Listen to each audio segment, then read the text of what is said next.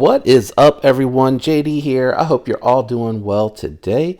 It's that time of the week. We're going to go have a look at everything that I had in the pocket last week and talk briefly about it. This is a great way for me to give you an in-between the long-term updates after the reviews. So first, on Monday, I went full micarta Monday, and I had the Giant Mouse Ace Grand. This one here is the River Edge Cutlery exclusive 4V black washed blade.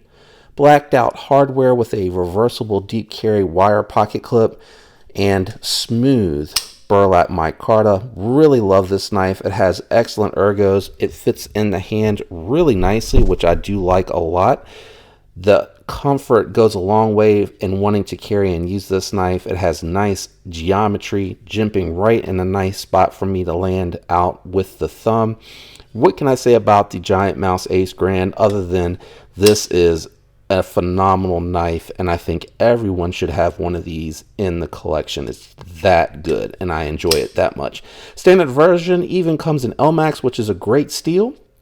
And I'm pretty sure Giant Mouse is doing a really good heat treat on their LMAX. Everything that I've heard and seen about it is really positive, so I like that a lot. So I have that out here for micarta Monday. And then the companion carry that I had on micarta Monday is going to be my Civivi of Elementum button lock. I am getting a little tongue twisted here already, guys. Bear with me.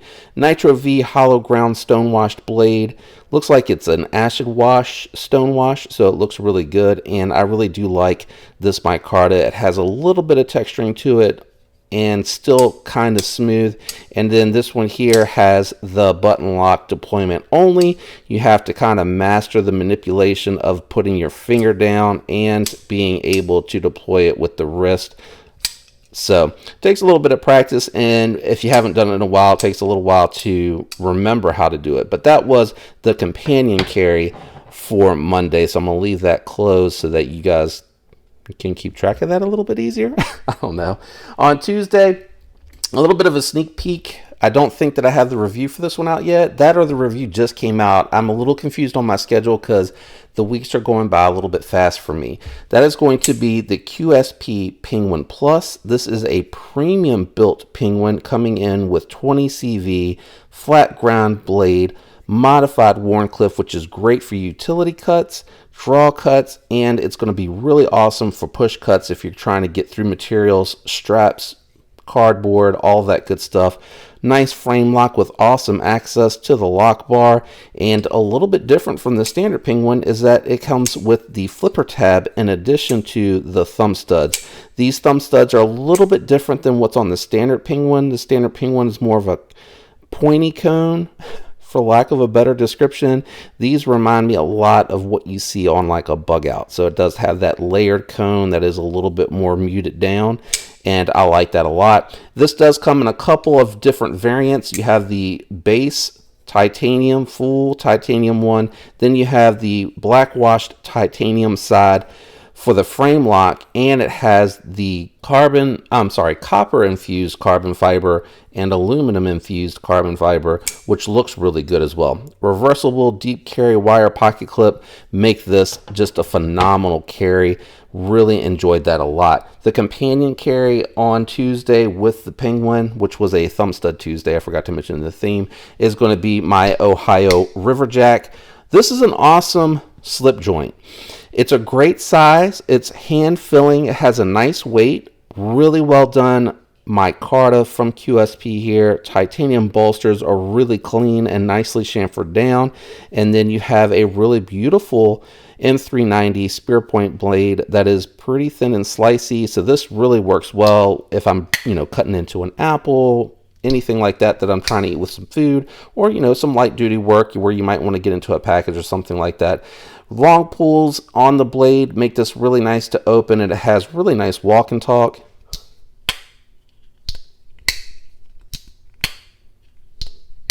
So that was the companion carry on Tuesday. And again, it is really stiff, so even muscling it with my larger hands, a little hard to do one-handed. I do concentrate to make sure that that doesn't slip out.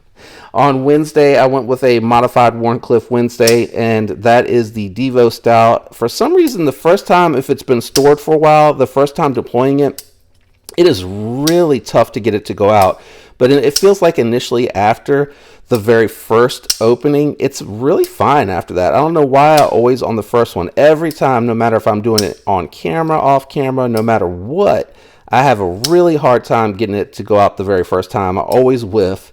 This one's been modified. I have the Nebula fat carbon scales on here. I have the Lynch Northwest titanium deep carry pocket clip in there. And then I did the, I guess, accent anodizing, where I just did the hardware to kind of give it a little pop of color. And then I did the backspacer to kind of match. What I was trying to do is bring the blues out of that Nebula fat carbon scales on there. So really enjoying that one a lot. 20 CV, woo, 20 CV blade and titanium built, QSP, QSP, QSP. Didn't even realize that until I started to make sure that I had all of the knives in order for the filming of this. And it doesn't stop there, because the companion carry on Wednesday is the QSP manufactured Finch Chernobyl Ant 14C28N. It has this beautiful glow resin on here. And I don't think that I demonstrate what that is often enough, but it really does look good on the scale material. And it really does show up nicely. Oh, did this cut off? The battery might have finally died. So I'll have to charge that later. It's been sitting out here forever, but that's okay, because in my pockets today, I have my Ace Beam poke light here to save the day, so I can demonstrate this for you, because it is really quite beautiful once you get all of the glow resin going. Now, it's going to be a little hard to show it all off here, but it looks really cool, and I think the material itself is nicely done. You do have a little bit of, let me see if I can get that to show up on camera, but you can see it stands a little proud. Maybe you can see it stands a little bit proud on the contouring, but this has really good action, and it's a nice size for what I consider just a modern traditional companion carry knife. This is the Ohio Riverjack and the Chernobyl Ant are not a primary carry for me in any way. They actually stay down in the pocket as a companion carry and some type of organizer, or sometimes in the fifth pocket of the jeans as well. But really great, super comfortable to use, and because these two have the thick scales and the contouring, they're very comfortable in hand, even for a large hand carrier such as myself. On Thursday, I went with a titanium Thursday carry. I brought out the Tucson TS270. It had been a little while since I've carried this one, so I wanted to get it back in the pocket. And my wife had a couple of larger orders come in. She was doing like the whiteboard, and then she had the easel with the tearaway paper too that she wanted to have here at home for the office, because it's easier for her when she's in her meetings. So I was using on Wednesday I broke one box down with the stout, and then on Thursday I was using this one to go through it. Man, just really great edge, really easy to strap back. And I really just like the geometry on here and the action. This is a really well-built knife by Tucson. It's definitely one of my favorites ergonomically. And then you got a lot of blade use. You got that, I would almost call it a sheep's foot. It's more curvature on this one than it is a straight line. So you have a subtle curve coming up, and then it's coming down. So I would consider this more of a sheep's foot blade. But I really do like this one a lot. And with the 14C28N, you can get those for around 110 bucks. Barely fits on the screen. Actually doesn't. And then I did the anodizing myself. And the organizer down in the pocket on Thursday was the Benchmade Bug Out with the Flytanium scales. This one is the Blade HQ exclusive with 20 CV. And then it has the green standoffs, green thumb studs, and I put the Flytanium scales on here that I anodized myself, and the silver hardware on the knife itself, I think, give it a really nice look. And I like this one a lot. I tried to adjust the pivot a little bit. It felt like it was getting a little too much slack in there. And then usually what I have to do is just kind of play with it a little bit to get it to smoothen out, because it won't wrist flick out unless you like really are trying to throw it out quickly. So there is a sweet spot with this one, but I'm just going to have to kind of get it back there. But that was the companion carry. I've had this one a lot on the channel. That is a gift from the wife. She helped sponsor the purchase of that one. So I am running out of space, so I'm going to move everything that is a companion carry up out of the way so that I have room to bring Friday's carry out here as well. That way you guys can see everything. So maybe I can back out just a little bit more. There we go. I don't know if that helps. You can kind of at least see the full Tucson TS270, but it does pull us away a lot further, making it really hard to see that. So not sure I'm going to be able to get everything on here, just trying to make it so that I can see it, but I think the updates are really what's important. I'm going to start with the companion carry since I have all the companion knives off the screen. So Friday's companion carry, like the bug out, was in an organizer. This one here is the AUS-10A version of the AD 20.5. It has the coated blade, which is really held up nicely. I don't think that I used it for anything in particular Friday that was heavy duty. I think I just got into a couple of pieces of mail that came in, but I really do like the size of this. Like the bug out, it's a really friendly EDC size. It's not super heavy duty, super large. It actually fits in one of the Art Company organizers with a flashlight and a little pin, and just drops down in the pocket nicely for me. The Lynch Northwest deep carry pocket clip on here, and then the fat carbon scales are the Arctic Storm scales. I actually bought these off of Scarbidized. Spencer, who goes by Carbidized. I just try to meld his whole name together. And this came out really nice. I asked him to leave just a little bit more material because I don't like, or I don't love where it rides right here with the factory cut. The factory cut puts you right up against the back of the blade. So all that oil and stuff that does get on there, it's just coming off on the hand unnecessarily. And I didn't really like that when I was just fidgeting with it. When I'm really working on stuff, I don't care because I'm generally getting dirty anyway. But that was the companion carry on Friday.